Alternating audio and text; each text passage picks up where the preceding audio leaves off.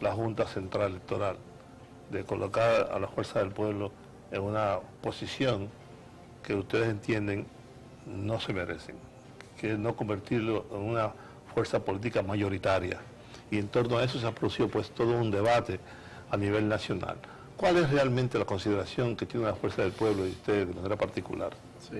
Bueno, primero agradecerles tanto a Georgie como a usted, Juan, esta gentil invitación que me han hecho para compartir con ustedes en este programa al que auguro grandes éxitos desde ya, ¿no?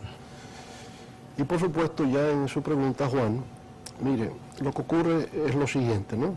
No hay ninguna ley, ninguna norma que establezca exactamente cuál es la metodología o el criterio que la Junta Central Electoral debe adoptar para establecer el orden en la boleta electoral o el acceso a los fondos públicos, ¿verdad?, garantizados en la ley de partidos y en la ley de régimen electoral. O sea, no existe una ley, no existe una norma, sino que se le confiere a la Junta Central Electoral una facultad potestativa reglamentaria, que es un poder reglamentario, que la Junta siempre ha utilizado. Lo que había predominado, o lo que históricamente ha predominado, es que la Junta establezca el acceso a los fondos y el orden de las boletas en base a los resultados en el orden presidencial. Ahora, como en el año 2016, todas las elecciones concurrieron, presidenciales, congresuales y municipales y de ultramar, todas. En el año 2017, la Junta Central Electoral anterior decidió que para el 2020 se adoptaría como mecanismo considerar las distintas modalidades electorales. Por primera vez se adopta esa decisión por vía de un reglamento. Entonces, bueno, con miras al 2024, la actual Junta ha establecido ese criterio. ¿Para qué es lo que vemos mal en eso? No es que la Junta no tenga el derecho de establecer el criterio. Lo que pasa es que ese criterio no se adopta caprichosamente. Tiene que obedecer a ciertos valores y principios. ¿Cuáles son los valores legalmente establecidos? Bueno, primero está el principio de razonabilidad. Lo que usted vaya a decidir tiene que ser razonable.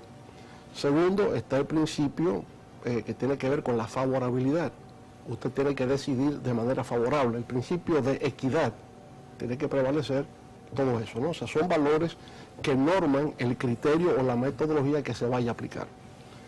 ¿Qué es lo que busca la ley de partidos? ¿Qué es lo que busca la ley de régimen electoral? Fortalecer el sistema de partidos, no debilitarlos. Lo que queremos es que haya una democracia fuerte. Para que haya una democracia fuerte y sólida, tiene que haber un sistema de partidos que también sean fuertes y sólidos, esos partidos políticos. Pero ¿por qué la Junta toma esta decisión? ¿Y por qué ustedes, los partidos políticos, cuando se hizo la norma, no establecieron un rigor, una metodología para que sea igual para todos? Porque por lo que hemos visto, la Junta que presidía Roberto Rosario, la que presidió Castaño Guzmán y esta como que están tomando decisiones distintas, precisamente porque no hay una norma. Sí, pero ahí están los criterios, ¿verdad? Por ejemplo, está el criterio de favorabilidad, sí, por lo cual es una norma universal del derecho. Si, por ejemplo, hay un litigio entre empleadores y trabajadores en una empresa, y eso llega a un tribunal laboral, y el juez tiene que decidir, su decisión no es equilibrada, su decisión es favorable al trabajador. El indubio pro operario, dicen los abogados. Si usted está en un caso penal y hay una duda con respecto al reo, se decide en favor del reo, el indubio, claro, pro reo, ¿no? Bueno, hasta en la pelota, hasta en el béisbol, si la bola llega al mismo tiempo que el corredor a la base, ¿a favor de quién canta la ampalla? A favor del corredor. Por supuesto. Tiene que ser así. Claro. Pues todo eso se aplica también a la parte política. Entonces, ¿qué es lo que está diciendo la Junta? Que hay que, en la parte presidencial, en la parte de senadores, en la parte de diputados y en ultramar, usted haber sacado el 5%. No, y no es así. No es así, no es verdad.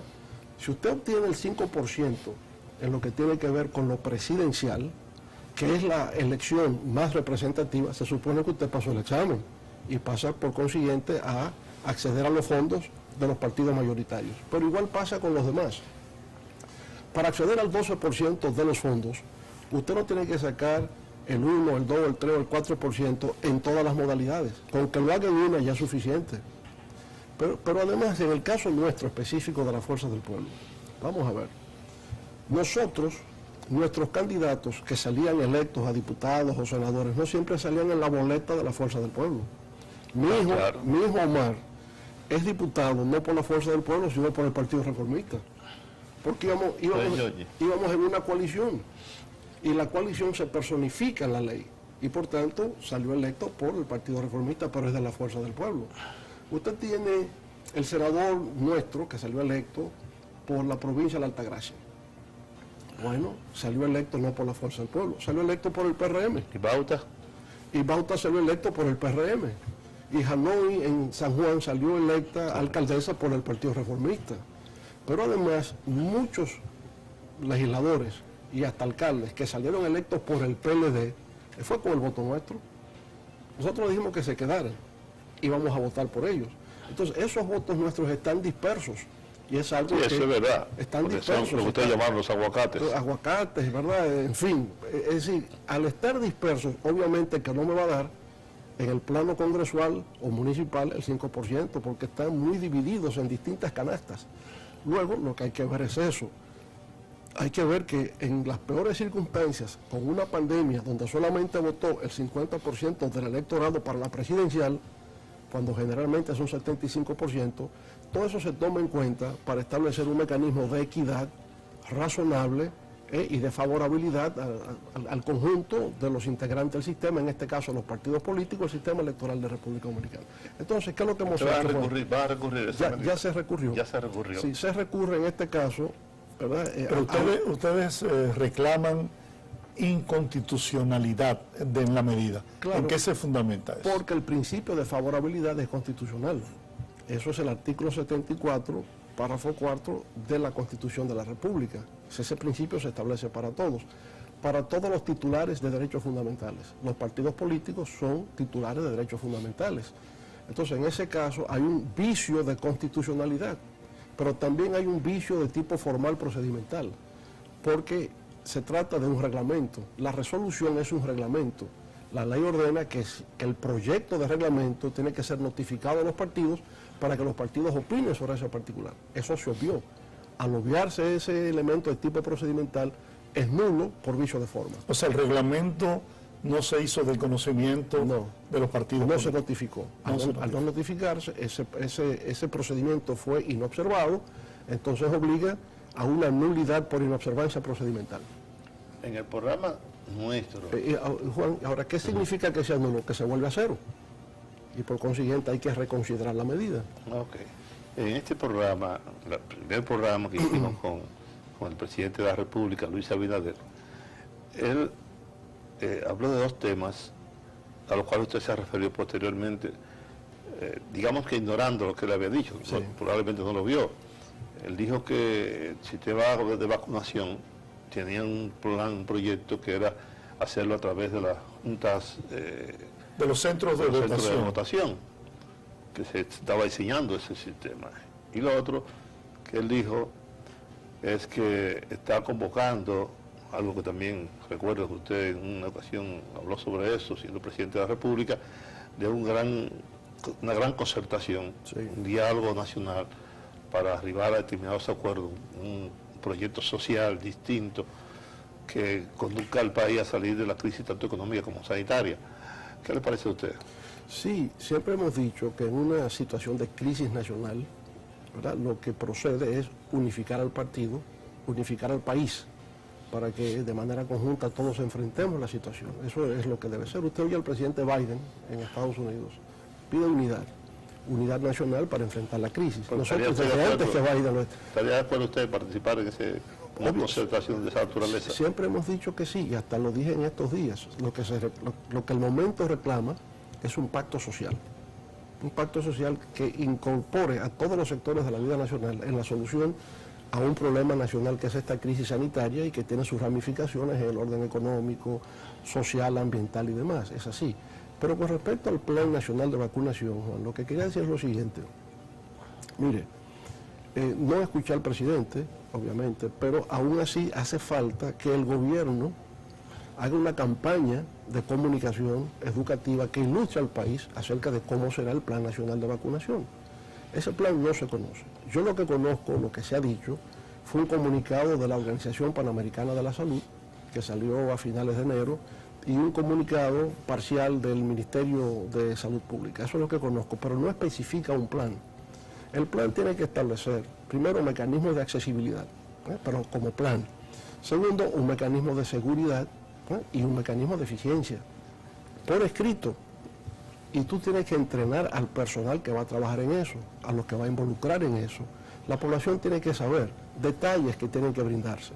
Anoche habían 3 médicos, especialistas, infectólogos, epidemiólogos de la Fuerza del Pueblo, tratando de... Amaury García estaba entre ellos. Amaury no intervino como entre los panelistas, no. Habían otros médicos porque son... Él es vicesecretario. Él es vicesecretario, exacto, pero Amaury es neurocirujano. Neurocirujano. Muy bueno. Una superestrella. Bueno, imagínate, cerebral. Imagínate a alguien que abre cráneos. Hay que ser muy especial para hacer esas cosas. Pero había infectólogos, epidemiólogos, había inclusive pediatras para tratar el caso de los niños, y en el fondo lo que habían era eso, viendo detalles. Bueno, y si la vacuna genera alguna reacción adversa con respecto a una persona, ¿qué hacer? El gobierno tiene que en su plan establecer eso. El que se vacuna tiene que quedarse... ¿Usted se va a vacunar? Sí, claro. Yo me vacuno y exhorto al país a que se vacune. Esa es la única solución frente a la pandemia, no hay de otra. Hay un movimiento antivacuna, pero yo me voy a vacunar. Considero que es erróneo. Yo considero que hay que confiar en la vacuna y que la vacuna es la única solución científica que tenemos para solucionar este problema. Ahora, la gente suele ser alérgica. Hay personas que son alérgicas. Yo, por ejemplo, soy alérgico a la penicilina. Sí. Entonces no puedo. Las personas se vacunan, tendrán que permanecer en el recinto donde está 10-15 minutos para observar cualquier reacción. Tiene que haber un personal médico que esté ahí para atender eso. Bueno, la gente tiene que saber que podrá haber un poco de dolor en el brazo, que te puede dar dolor de cabeza, que puede sentir algo de fiebre, alguna irritación, que eso es normal. Sí, que eso puede pasar. Cuando éramos niños, eso es lo que hacían. Claro. Esa vacuna. ¿Cuántas vacunas van a llegar al país? ¿Cuáles vacunas son? Bueno, 20 millones. 20 millones se ha dicho, antes se había dicho que 10. 10 millones van a venir de la AstraZeneca, hay 8 millones que van a venir de la Pfizer y 2 del plan de COVAX de la OMS. Se empieza a saber ahora. ¿Cuántas vacunas vamos a hacer por mes? Sí, obviamente se requiere un plan. Los detalles. Sí. Y yo pienso que si las vacunas van a llegar en este mes de febrero o a principios de marzo, es tiempo desde ya que se publique el plan y que involucre a toda la sociedad en la ejecución de ese plan. A eso que nos hemos referido no es una crítica ácida frente al gobierno, sino un llamado de atención, que no se puede ejecutar un plan de vacunación sin que se conozcan los detalles de ese plan. Y ese es el derecho ciudadano a saber, a conocer de lo que se trata. Usted señalaba hace un momento que muchos de los que salieron electos, alcaldes, senadores, diputados, lo hicieron con el apoyo de la Fuerza del Pueblo. ¿Ese es el caso de Abel Martínez como alcalde de Santiago? Sí, mira, la Fuerza del Pueblo votó por Abel Martínez en Santiago para su candidatura a alcalde, y yo creo que los votos de la Fuerza del Pueblo fueron significativos para que él ganase, puesto que el candidato opositor del PRM obtuvo una gran votación. Entonces, en Santiago, por ejemplo, la Junta no nos puede computar votos para la municipalidad, aunque no se está calculando ahora para los fines del porcentaje. Que yo creo que no es democrático eso. No es democrático, obviamente que no, porque ese es el criterio, es ser democrático. En democracia es una pluralidad de partidos, correcto, que van a competir en condiciones más o menos equitativas. Ese es el plan. Entonces usted no puede crear un duopolio financiero partidista y excluir al resto, porque esto que ha ocurrido no solamente es con la Fuerza del Pueblo. Hay 23 partidos que han quedado severamente afectados y que también han recurrido la decisión ante la propia Junta Central Electoral para fines de revocación. Aunque se argumenta que... Pausa, señor. Sí, pero aunque se argumenta el que las elecciones fueron separadas, las municipales de las congresionales y presidenciales, pero al fin y al cabo fueron elecciones para cambiar las autoridades a partir del 2020. Así es. El hecho de que se produjeran en días diferentes o meses diferentes, no creo que revista la importancia que le han dado. Lo que pasa ahí, Georgie, es que la ley dice que se hace el cálculo a partir de la última elección. Y lo dice hasta en singular, de la última elección. Claro. Como las municipales fueron en el mes de marzo y las otras fueron en julio, no se toma en consideración las municipales para el cálculo de las otras. Presidente, con su permiso, tenemos que hacer una pausa. Regresamos en breve en Nosotros a las 8. Continúa viendo Nosotros a las 8. Ya regresamos. Solo un banco que por 79 años...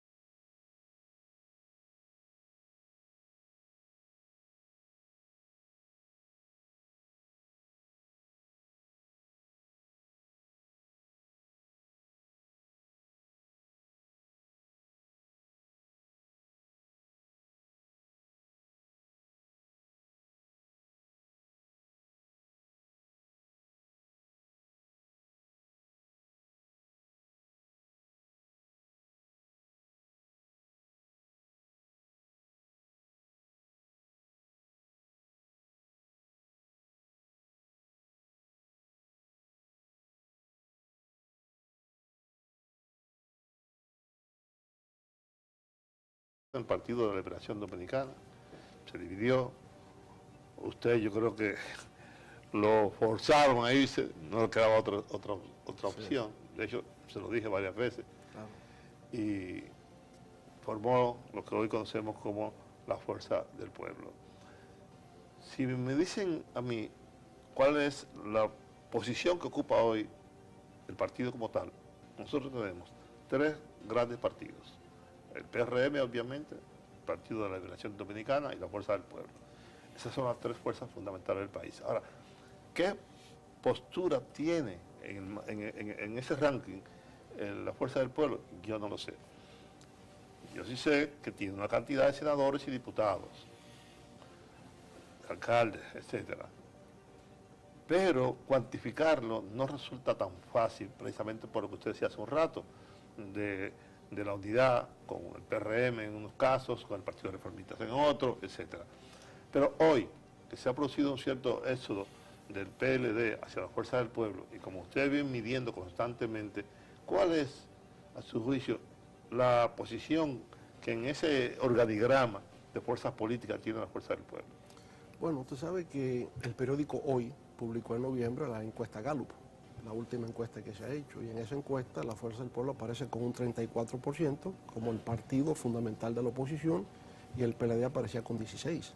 Entonces esa es la encuesta publicada que se conoce, ¿no?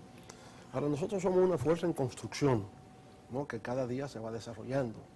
Y por supuesto no solamente dependemos de las migraciones que se den del PLD o de otro partido hacia la Fuerza del Pueblo, tenemos que crecer también en vinculación con distintos sectores de la sociedad dominicana, y eso se va dando en el día a día.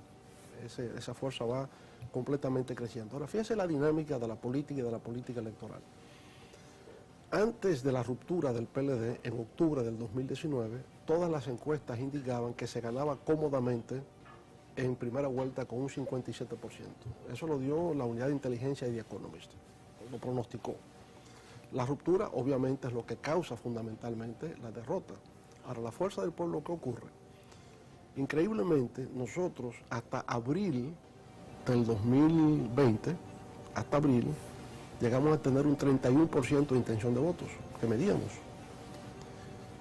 Cuando empieza a profundizarse la pandemia y el gobierno invierte en 3 meses 120.000 millones de pesos, el candidato del entonces partido oficial, que estaba en tercer lugar con un 23% de intención de votos, ese candidato pasa a colocarse en segundo lugar y nos desplaza a nosotros a tercer lugar con un 18%.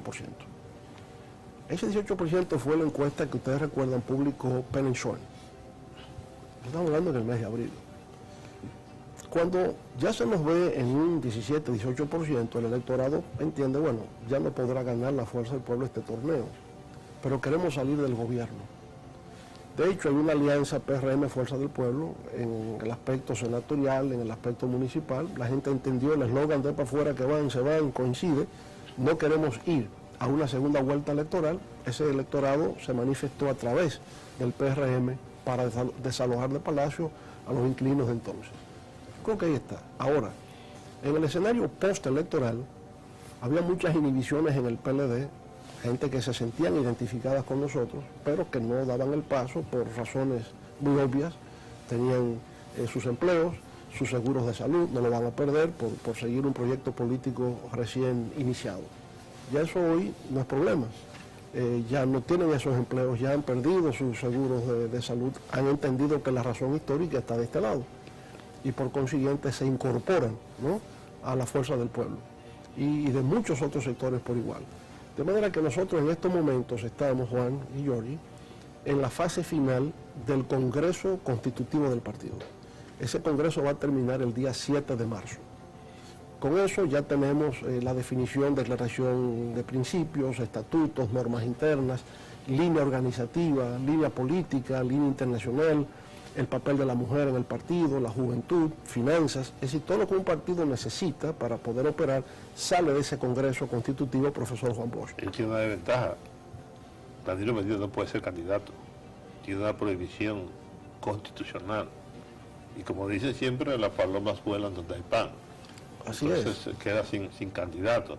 En tanto que todavía usted está habilitado para hacerlo, aunque tengo un par de amigos que dicen que no. Pero esa es la realidad. Bueno, constitucionalmente y legalmente lo estoy. Y ya luego lo que tendría que darse es la habilitación ciudadana a través del voto, ¿verdad? Para que se produzca el éxito. Pero quiero decir que estamos en esa fase. Ya luego, terminado eso, nos vamos a preparar para el primer Congreso elector. Pero para ese Congreso elector entonces estamos trabajando en el padrón del partido. Un padrón que esté saneado, un padrón donde tengamos una militancia que realmente sea una militancia auténtica, real. Y ya con eso entonces iríamos, yo espero que a finales de este año, a un Congreso elector Manolo Tavares Justo, así se llamará ese Congreso. En honor al hecho de que nuestros compañeros que vienen del Partido de los Trabajadores Dominicanos, obviamente que vean en Manolo Tavares Justo a su líder y nosotros Yo fui fundador de ese partido. Usted fue fundador, por eso le esperamos con tanta ansias en la fuerza del pueblo. Pero Peñita y sí. yo éramos militantes juntos de la Línea Roja del 14 de junio. Exacto. Nos ascendieron a militantes el mismo día.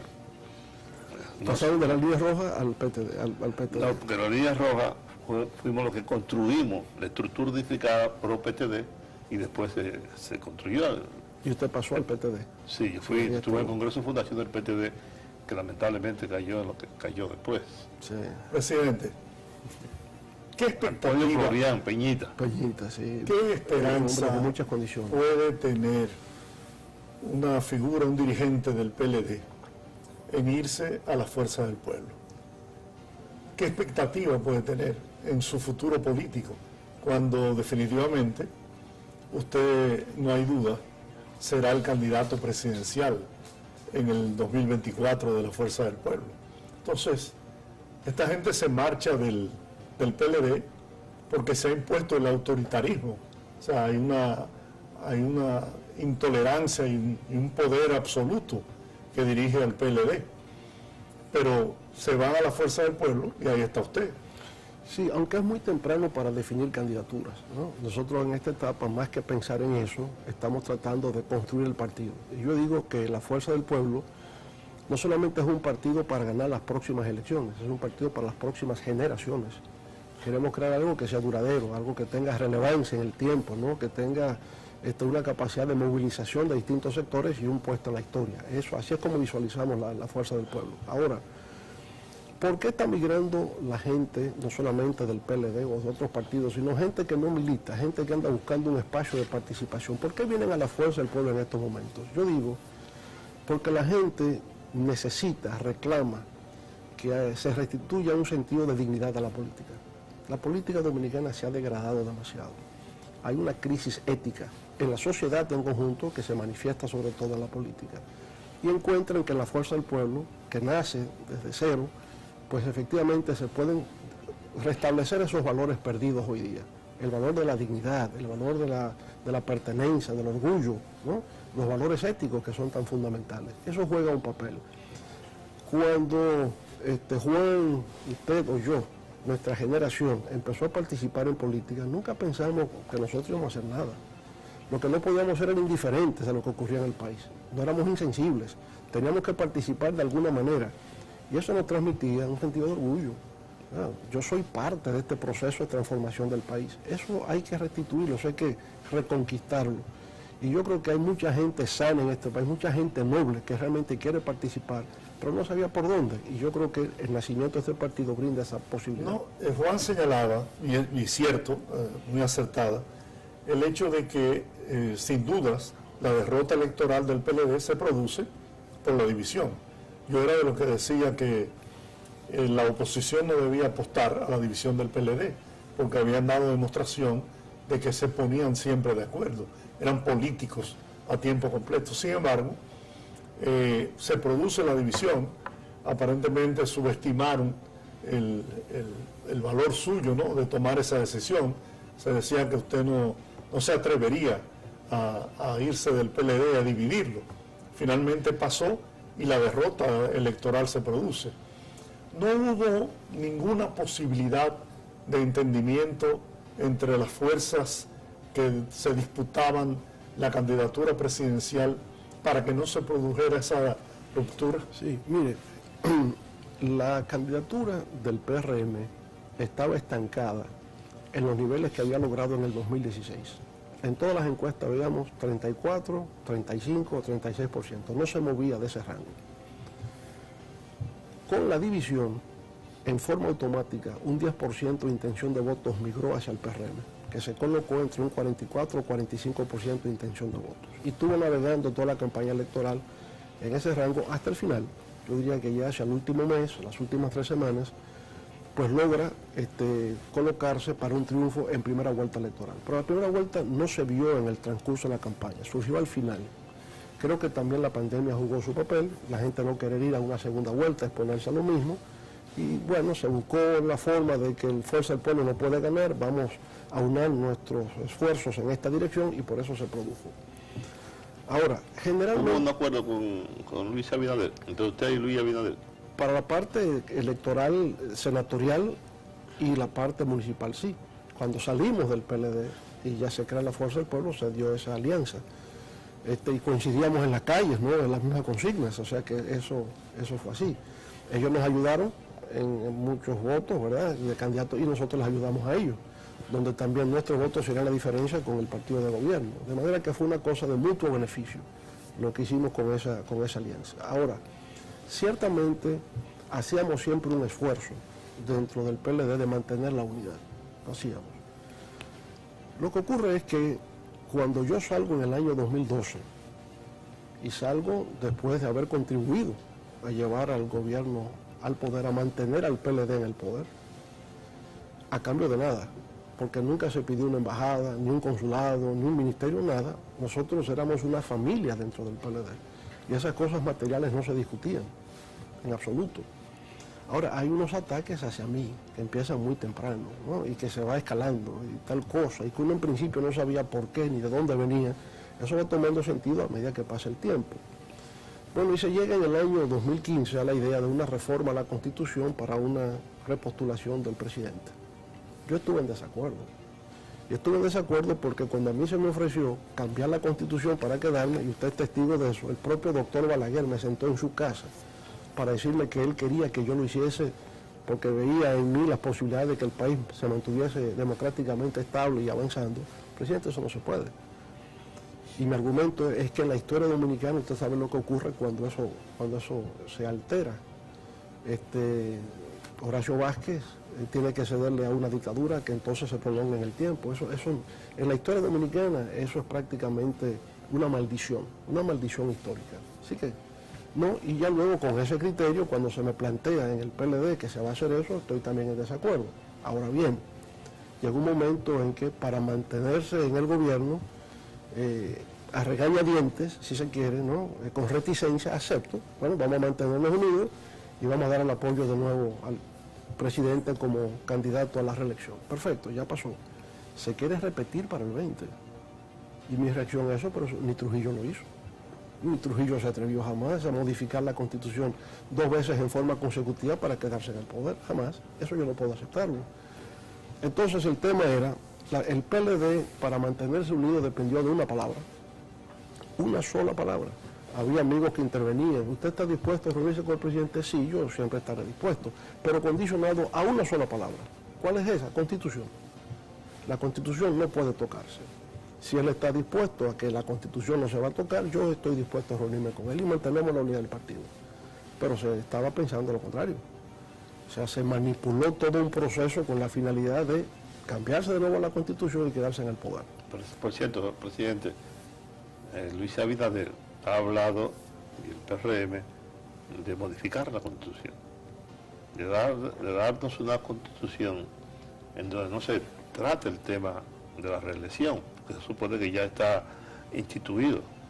El tema que también usted lo propuso en muchas ocasiones, del modelo norteamericano, de un mandato y la posibilidad de un segundo, y no más.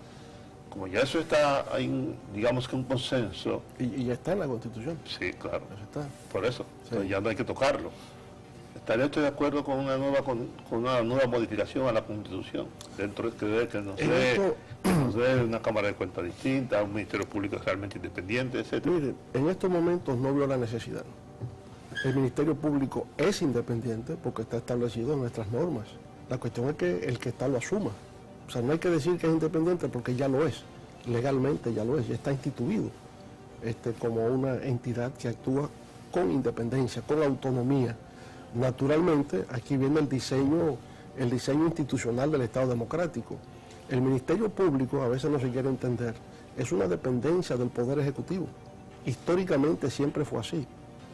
Es decir, el Ministerio Público es el representante del Poder Ejecutivo ante el sistema de administración de justicia. Por tanto, quien lo designa es el presidente, al procurador, pero eso no es solo República Dominicana. ¿Quién lo designa en los Estados Unidos? Sí, el presidente, claro. Entonces el presidente de los Estados Unidos designa a todos los fiscales federales. Sí. Cuando Donald Trump entró, quitó los 42 fiscales federales que había nombrado Obama. Sí, eso mismo también, a la hora de actuaron de manera independiente en contra del propio Donald Trump. Así es, porque tienen esa independencia. El presidente Donald Trump quería que William Barr, el último procurador que tuvo, actuase en su favor en el reclamo de que había habido un fraude. No, yo no puedo. Claro. No puedo hacer eso, porque entiende su función. Eso es parte de la cultura democrática e institucional que un país tiene. Entonces, no hay que cambiar la Constitución para decir lo que ya se sabe, que el Ministerio Público es independiente. No veo la necesidad. Yo cito el Ministerio Público, pero así hay otras áreas. No veo necesidad, Juan, en estos momentos.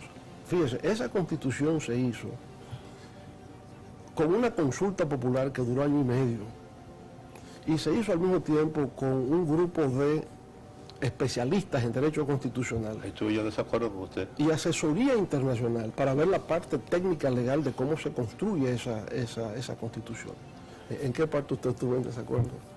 Porque usted había dicho que podría ser que sería la consulta popular la que establecería el método, si era una constituyente o por el contrario se iba a hacer de otro modo, y se hizo de otro modo a pesar de que el 62% de la población pedía una constituyente. No, vamos a explicarle. La figura de la consulta popular no existe legalmente. O sea, ni está en la Constitución ni está en ninguna ley. Eso fue un gesto democrático del gobierno. Sí, exacto. O sea, vamos a someterlo a consulta. Pero como no está legalmente en ninguna parte, no era vinculante, era una consulta. Pero tampoco la consulta estableció que fuera por una constituyente. ¿No? La mayoría de la gente sí. No, claro. en absoluto. Lo podemos buscar y usted verá que no. Se entendió por la reforma y yo lo expliqué en este sentido. Mire, una constituyente se hace cuando se trata de la evolución del viejo régimen. Hay una dictadura, la dictadura cae, hacemos la transición a una democracia, entonces en ese caso usted convoca una constituyente. Por ejemplo, Chile. Ahora Chile va a ser una constituyente. ¿Por qué? Porque están dejando sin efecto la constitución pinochetista. Finalmente. Ese tiempo debió haber Pero usted ve el sentido que tiene. Esa constitución es la de Pinochet, no la queremos. Queremos una constitución verdaderamente democrática. ¿A quiénes elegimos? A constituyentes. Pues, pero aquí la constitución del PLD no la queremos. No, porque es un régimen democrático. Usted no podrá estar de acuerdo, pero es democrático. Y los diputados y senadores que fueron electos en el 2010 eran legítimamente democráticos para reformar la Constitución. Y no estamos demoliendo un viejo régimen dictatorial, no, estamos fortaleciendo un sistema democrático que es diferente. Entonces, hubo mucho de propaganda que constituyente, y la gente se entusiasma y empieza a decir cosas, pero no compete, porque una constituyente, cuando acabamos de elegir senadores y diputados, que son los representantes de la soberanía popular en el Parlamento de la República, ¿por qué? No tenía sentido. Ahora, lo que ha salido es una constitución elogiada por prestigiosos constitucionalistas a nivel internacional, elogiada, una de las mejores constituciones de Iberoamérica. Entonces digo, cuidado con lo que queremos tocar. Eso está bien hecho, eso se reconoce como una de las mejores constituciones hoy día, y entonces eso obedece a un sistema de lógica jurídica que a veces cuando se toca lo que hace es que la desarticulamos por completo. Presidente, con su permiso, tenemos que ir de nuevo a la pausa. Regresamos en breve en Nosotros a las 8. Continúa viendo Nosotros.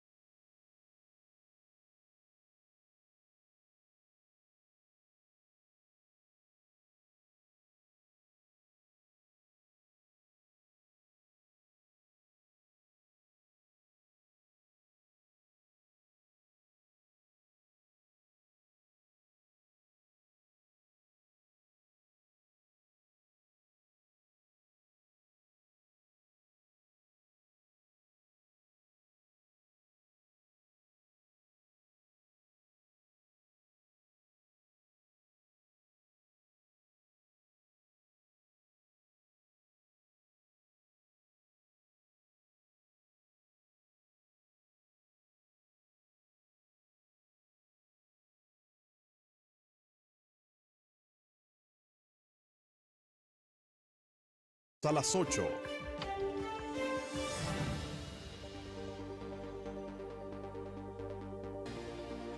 Amigos, seguimos esta interesante conversación con el presidente Leonel Fernández, que cabe destacar que me atrae de su figura, de su personalidad, su educación, su sencillez y el trato distinguido que siempre nos ha dispensado.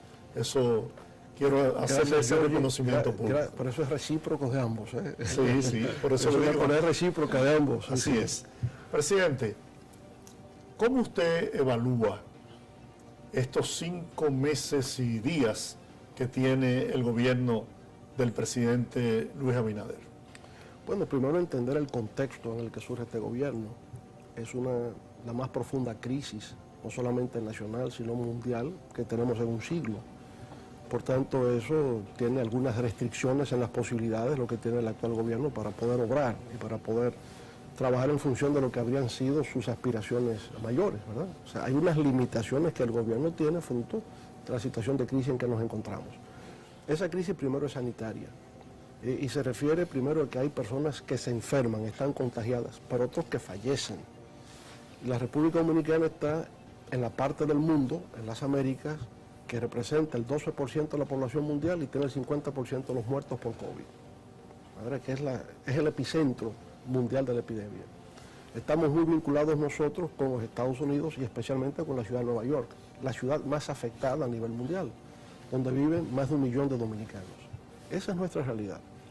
Económicamente, el gobierno se encuentra con una situación en la que va a tener en el año 2020 una caída del producto de menos 7.2%. En algún momento se calculó que podía llegar hasta menos 9, menos 7. Pero menos 7.2%, yo no recuerdo cuándo en la historia dominicana hubo una caída del producto de menos 7.2%. Es una cosa catastrófica. Que tiene una caída de los ingresos fiscales cercana al 9% del Producto Interno Bruto. Eso se llama una catástrofe. Entonces, esa es la realidad en la que el gobierno se encuentra. Por tanto, la tesis nuestra ha sido colaboremos, cooperemos con el gobierno para que no colapse la República. Esta es tarea de todos. Naturalmente, el gobierno fue electo para asumir su responsabilidad, pero no lo puede hacer solo. En esta etapa, el gobierno tiene inevitablemente que incorporar, que integrar a todos los sectores sociales para, en base a la concertación, al diálogo, construir un plan que nos permita avanzar. Entonces, bueno, el gobierno, yo veo al presidente con quien no tenía antes una relación muy cercana, para quien he podido valorar en su periodo de gestión. Es un hombre decente, es un hombre razonable, que quiere hacer un buen gobierno, que hace el esfuerzo, es lo que podemos decir. Pero si me diría, viendo toda esa realidad, siento que el gobierno tendría que focalizar mejor cuáles son las prioridades, porque no puede hacerlo todo. Si usted tiene una caída en los ingresos, si usted ha tenido que incrementar el gasto público para atender el sistema de protección social, el gobierno no puede hacer todo lo que quiere hacer. Digamos que salud y la recuperación económica deben ser los elementos fundamentales en estos momentos. Claro, entonces salud es lo básico, sin salud no habrá lo otro. Claro. Correcto. Y dentro de salud, en lo inmediato, el Plan Nacional de Vacunación. Y yo diría, el gobierno tiene que salir ya explicándole al país en qué consiste su Plan Nacional de Vacunación. No digo esto como crítica, lo digo como una forma también de colaborar con lo que entendemos nosotros, la fuerza del pueblo, que debe hacerse. Además que ese es el rol de ustedes como oposición. Sí, pero es decir, no puede ser un plan que nadie conozca, que nadie lo pueda explicar, que nadie lo pueda decir. Creo que llegó el momento, si las vacunas llegan a final de febrero o principios de marzo, ya es tiempo de que se vaya explicando al país los detalles del Plan Nacional de Vacunación. Me parece eso, porque esa es la prioridad. La salud es la prioridad, y dentro de la salud la vacuna es la prioridad para que podamos salir hacia adelante. Por tanto, hay que darle a eso toda la importancia que eso tiene, no dejarlo como un elemento secundario. El sistema de comunicación gubernamental tiene que explicarle al país, ¿verdad?, dentro de un plan nacional de educación, de orientación, de capacitación, en qué consiste el Plan Nacional de Vacunación. Lo otro, diría yo, el elemento alimentario. O sea, la agropecuaria en estos momentos también ocupa un lugar central. Es la salud y luego la comida.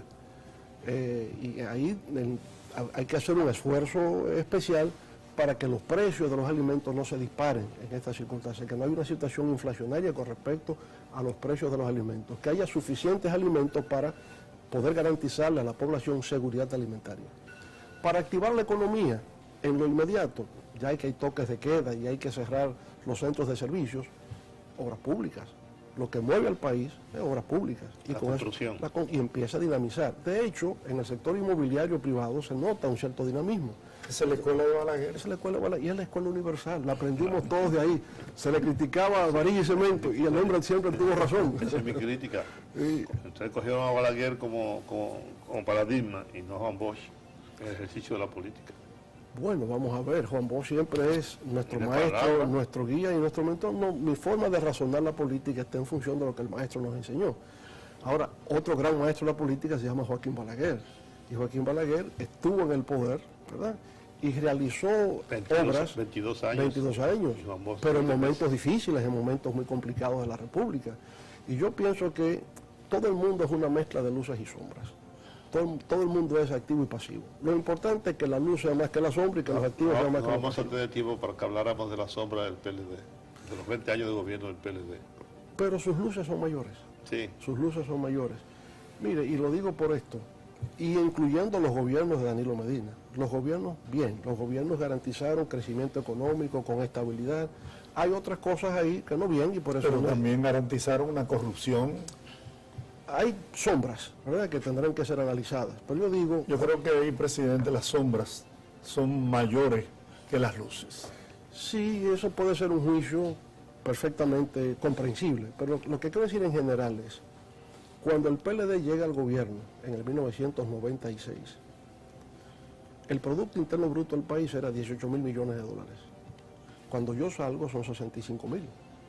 Por tanto, hay 3 repúblicas adicionales en términos de capacidad de generación de riqueza que la que encontramos. El gobierno anterior lo lleva a 84.000, o sea, siguió el proceso. Nosotros calculamos que para el 2024... Pero endeudaron el país enormemente. Yo recuerdo que el compañero, amigo ex gobernador del Banco Central, dijo que Danilo endeudó el país más que todos los gobiernos anteriores desde su fundación de la República. Mire, eso es relativo, lo podemos discutir, porque en realidad la deuda pública, incluyendo la del Banco Central, estaba alrededor de un 52% del PIB. En términos relativos, eso no es nada. La deuda, por ejemplo, de China es de un 250% del PIB. La deuda norteamericana son 130% del PIB. La deuda italiana... Son potencias, países muy grandes. No, y no solo eso. Ahí que voy. Pero no solo eso, presidente. ese endeudamiento es para invertirlo en obras reproductivas, Bueno, ahí no está para que la corrupción se llevara Sí, pero primero, toda esa fortuna. pero primero, Giorgi, ver un poco el impacto de la deuda en el contexto macroeconómico del país. En términos, la deuda se mide siempre en relación con el Producto Interno Bruto. Claro. Entonces, la deuda dominicana, en términos relativos con otros países, no mal, 50% del PIB es una cosa razonable. El gran problema de la economía mundial es justamente el tema de la deuda de los países desarrollados. Ese es el problema hoy día.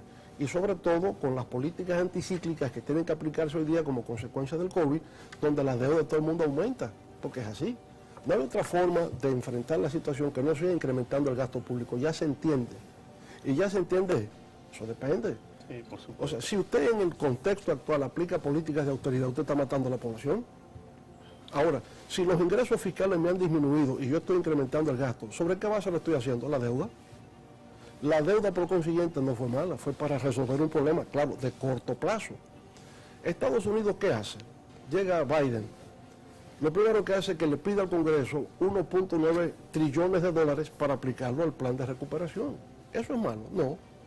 Ahora, ¿aumenta el déficit? Sí. Aumenta el déficit en el corto plazo. Si yo logro que la economía reactive su crecimiento, baja en proporción a ese crecimiento. O sea, la economía creció, la relación de la deuda con respecto al PIB en términos relativos también disminuye. Entonces no es malo per se. Pero lo que quería llegar a lo siguiente, el argumento que quiero establecer es el siguiente. Si usted toma en un siglo la República Dominicana, 1920, 2020, es el gran siglo del progreso dominicano. En el año 1920, en plena ocupación norteamericana, se hizo un censo. Para entonces la población del país llegaba a 800.000 habitantes. No llegamos a 1 millón de habitantes. Una población rural, no había caminos, no había carreteras. Las primeras las construyeron los norteamericanos. No había acueductos, no había electrificación, nada. El país era una aldea.